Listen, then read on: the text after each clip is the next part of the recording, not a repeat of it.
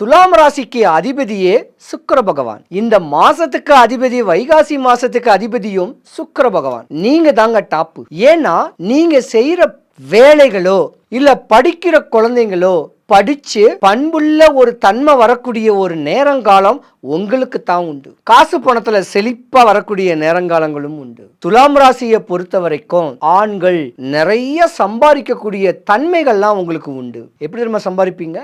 Fan காத்து கீழே கஷ்டப்பட்டு கல்லு மண்ணெல்லாம் சுமக்க மாட்டீங்க. அந்த ஸ்கில்ஸ் இருக்கு பாருங்க, கம்யூனிகேஷன் ஸ்கில்ஸ், அந்த ஸ்கில்ஸ் உங்களுக்கு நிறையவே இருக்கும். வியாபார நுணுக்கம், எப்படி இந்த கோட் ஆஃப் கான்டாக்ட் நல்லா ட்ரெஸ் பண்ணக்கூடிய தருணம் உங்களுக்கு தான் உண்டு. துலாம் ராசியை பொறுத்த வரைக்கும் பெண்களை பொறுத்த வரைக்கும் ஆணின் தன்மையில இருப்பீங்க, அதிகார தோரணையா இருப்பீங்க, அன்புக்கு பண்புக்கு தான் அடிபணிஞ்சு போவீங்க, அதிகாரத்துக்கு யாருக்கும் அடிபணிய மாட்டீங்க. துலாம் ராசியை பொறுத்த வரைக்கும் பார்த்தீங்கன்னா அது சுக்கிரனுக்கு அதிபதியா இருந்தாலும் துலாம் ராசின்னு கேட்குறது ஒரு நீதிமான். நீங்க டாக்டருக்கும் வரலாம், வக்கீல் தொழிலும் பண்ணலாம், கலைத்துறையிலையும் பிரகாசிக்கலாம். துலாம் ராசிக்கார பெண்களை கெட்ட நீங்கெல்லாம் கொடுத்து வச்சிருக்கணும். ஏன் தெரியுமா?